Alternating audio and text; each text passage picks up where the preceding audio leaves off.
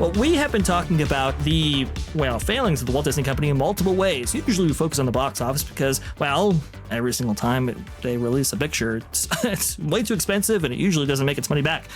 But when it comes to theme parks, that's always been the stalwart for the company, or at least it has been in recent years, to a bigger degree than maybe the company feels comfortable with. But part of that is not just the theme parks themselves, but also the entire experiences division, and that incorporates cruise line as well. Well, this cruise line story, it's given the industry a lot of pause. Here you go. This from Blog Mickey. Disney Cruise Line reduces required deposit and cancellation fees effective immediately, June 18, 2025. Disney Cruise Line has announced an updated policy regarding required deposits and cancellation fees. The change cuts the deposit from 20% to 10%, and the cancellation fees follow. And here's an outline of the changes. For existing reservations made on or before June 17, 2025, the original 20% deposit remains in place in accordance with the terms agreed upon at the time of booking. But cancellation fees will follow the new deposit policy for sailings made on or after June 18, 2025. If a reservation is canceled during the deposit cancellation fee period and the deposit was 10%, the cancellation fees will also be 10% of the voyage fee. So, in effect, they are reducing not only the deposit required, but also the cancellation fees required as well on the back end. Marvin, I understand that you have lots of thoughts about this, so I want to go ahead and give it over to you immediately. I do. We have an article about this over on That Park Place as well, where I go through a lot of the who, what, where, when, and why of this. Now, we have heard from travel professionals, travel agents, who have basically confirmed that bookings for the Disney Cruise Line are down currently. And who would know better than people like Sean Ranks the Mouse, who is a Disney specializing travel agent who actually works on trying to fill up these cruise ships. Now, here's the problem that I see, Vash. And this is why I think that the what was once the adamantium skeleton of the Disney experience as Wolverine is starting to falter, because I think what you're seeing now is they're no longer marketing the experiences in the theme parks to families. As you know, they're marketing it to dual income, no kids. However, the cruise line is very much still intended for families. There's no unlimited drinks package for alcoholic beverages. The adults only areas are very, very small. And I'm not saying that as a negative. I mean, that's what the Disney Cruise Line should be. But I think that the people that they are marketing to are learning very quickly that Royal Caribbean and companies like that are catering to them far, far better. The Utopia class ships that the Royal Caribbean is rolling out right now dwarf things like the Wish and the Treasure and have just far better amenities at a much lower cost. Disney cruises are one of the most expensive cruise lines you could go on, and they're just being outclassed by Royal Caribbean right now. Look at the private islands. You've got Castaway Cay, which I still think is a great little island, but then you've also got Fly Island out there in the middle of the Caribbean Sea with Lookout Cay at Lighthouse Point. And, you can get some extra protein with your meal because there are going to be dead flies in the chicken, and you're going to get assaulted by insects while you're trying to eat. I've seen people having to cover their plates with their napkins. Meanwhile, Royal Caribbean has injected $20 million into Perfect Day at Coco Cay, and I was just there in April, and it shows. It really, really shows. I mean, they've got a water park on their island. They've got an adults only area that's got a private infinity pool and a swim-up bar. They are catering to the people that Disney covets in a way that's far better than what Disney does. Their ships have casinos on them. Their ships have unlimited drink packages, adults only areas that are massive, adults only buffets. I honestly think that Disney has now gotten to the point where they have shot themselves in the foot because they stopped appealing to families, but they're still trying to present this experience for families, and they're not biting anymore. They're not going to Disney. Yeah, it's interesting because they're trying to pivot away from like a family oriented or family exclusive entertainment and trying to get that dual income, no kids kind of demographic out there. But I think you make a very good point, Marvin, in that the other cruise lines are much more set up to take on that business out the gate than Disney is. So it's like Disney, you'll never be able to claim that spot away from maybe someone like Royal Caribbean or Virgin or whatever, because it's like they really specialize in those right at the gate, versus Disney has always been associated with families. It would have been better to lean into that, but unfortunately, the brand has very much changed. Culture, your thoughts on this specific issue, because from what I understand, I know you've gone on cruise line. You're probably a big fan of it. I really want to know: is this a sign that this business is slowing down, and what do you think is causing this? Well, everybody's changing their economic status. Disney has some innovation in some places on some ships, and they have some original things. You just saw like a very different version of the aqueduct and stuff like that.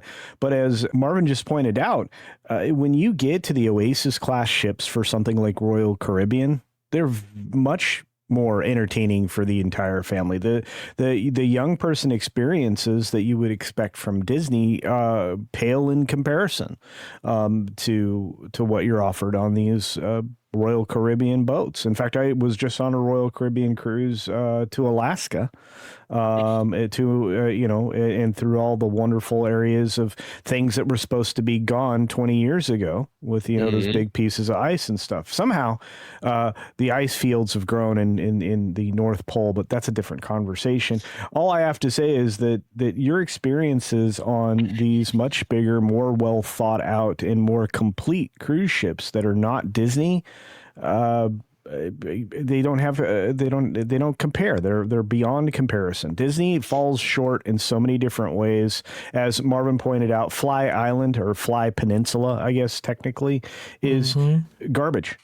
In comparison, what is it, a mile and a half long walk from the ship on an uncovered walkway to even get to the island? Yeah, and this is the same problem Disney has, in its latest efforts with its theme parks. I mean, I could go into the many reasons why you ended up with gondolas and tons of open sidewalk that you just die in the heat from, rather than the original covered solar-powered system of people mover that was proposed there. But let's get back to the fact that Castaway Cay, or K if you prefer, Disney's first island, was much, much better. It was far better in offering than what they have now. And all of their efforts to be bigger and better have not yielded a better experience for the end customer. So I'm not surprised that they're losing money on the cruise line side of things, and I am not surprised that they're being beat out in a cruise industry that's very competitive, despite the fact that they all use the same labor pool. That's the other conversation. Go ahead. I was going to say there are some things that Disney cruises do very well. The rotational dining is wonderful. I really like going from restaurant to restaurant, keeping your same server every night. That's a lot of fun. They also include like soft drinks, coffees, and teas in your base ticket, which is not included by things like Royal Caribbean. But Culture, you just mentioned those Oasis class ships. The Disney Wish and Treasure have 11 levels to them. There are 11 decks. The Oasis class ships have like 16 decks. The Utopia of the Seas has, I believe, 16 decks. That includes a central park area in the center of the ship with more veranda rooms that face into the ship. I mean, an adults only atrium that's massive with multiple. I mean, like, it is. You can't compare. I went on the Voyager of the Seas in April, which is an old ship. I mean, you're talking like early 2000s. And I looked at my wife and I'm like, why have we been paying for Disney cruises? This is like this old ship is better than the Wish. And you say that, and I believe I've been on that ship. I've had the benefit in my life of being able to travel extensively on cruises. And I was on an older boat. The boat that goes to Alaska is an older boat, and yet it was fascinating. It's fully glassed out, and you're not kidding. There are areas to get away from the screeching of children on basically all of the Royal Caribbean ships. And have you seen the adults area on like the Wish and the Treasure? Yeah, it's terrible. It's terrible. Mm-mm. Yeah, like you said, I mean, look, amenities wise, and if you just do a cost comparison, it's just so much more effective to spend your money on anything but a Disney boat. And again, they're iconic. They have some uniqueness to them because of what they have to offer. This is probably one of the best pictures of that. But Of the Aquamouse, yeah. yeah, but I mean, there's just not enough that will. I literally every day in the sports room, in the sports area, the sport court area, I could do all kinds of things. Like, I could play, the stupid pickleball thing. I could do volleyball in there. There was basketball tournaments Do you have along the this. surfing simulator too? Yeah, yeah. Oh, yeah. On the back of the ship. Yeah. Yeah. And again, this is an old boat. And I could do all of these things, including indoor skydiving. I mean, you had all kinds of amenities on an ancient boat that, cost me $1,100 less to take Honestly, that cruise. Our honeymoon on the Wish, I think, cost probably $4,000 or $5,000. Comparable on the Voyager this season, where we had just as much fun, if not more, was like $2,500. Yeah.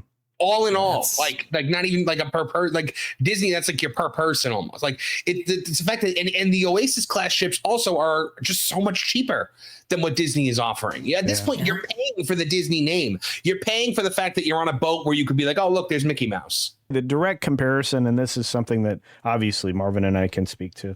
The direct comparison is it's not comparable. Disney isn't competitive in their cost per offering. They're not even close. And let's face it, they've been doing that across the board, whether it be the cruise industry or the resorts.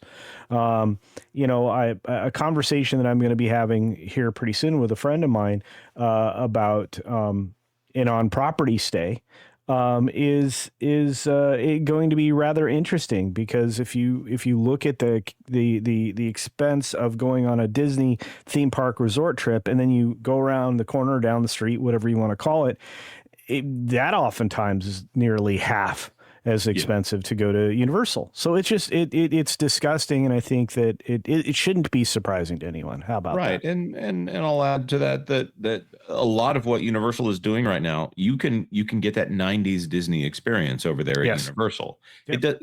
A lot of people don't understand that it doesn't have to be perfect. It just needs to be a high quality fun day at the park. And okay, everyone expects that you're going to wait in a line here and there. And if you got these people who can't stand waiting in a line, okay, fine. Let's milk them for 200 and what is it? What is the cost of Premier Pass right now? Is it 400 at Disneyland? Yeah, Disneyland's about 4. Well, the Express Pass is way cheaper, right? And if you're staying at one of the higher end resorts, mid to high end resorts, you get that for free. Right, you're staying at one of their hotels. I can't wait until they add that to the Aqua Mouse over here, or the Aqua Duck, or whatever it is on whatever ship. They'll do the Aqua Cow when they do the Clarabelle one. These are all just they're money making machines. This was an Eisner era innovation for the company, and it's great that they did what they did. But right now, people are down on Disney, so that is the only differentiator of this versus a normal cruise. And if people are down on Disney, the only thing you're getting is, well, there's no gambling on the ship. Well, that's not going to be a Disney differentiator for very long, according to the signals that we're getting from the company. That's not sourcing. That's just us reading the tea leaves on how Disney is handling themselves. Hey, let me help you out with that sourcing then. For the better part of the last 20 years, one of the things that you get post cruise is they will occasionally ask the question about whether or not it would be okay to have a casino on board.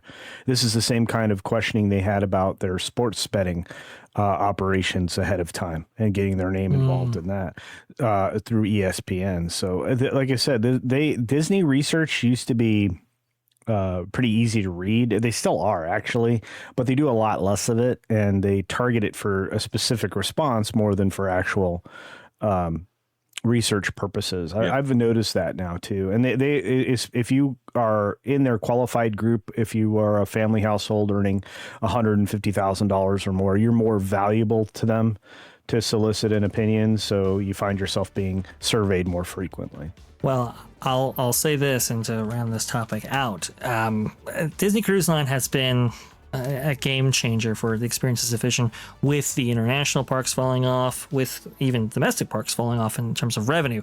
DCL or Disney Cruise Line has always been fairly consistent. If they start experiencing problems on that level, look out, because the company would be in trouble. Thanks for watching That Park Plays News. For more information, consider checking out www.thatparkplace.com. And don't forget to subscribe, share, like, and send this out on your favorite social media accounts.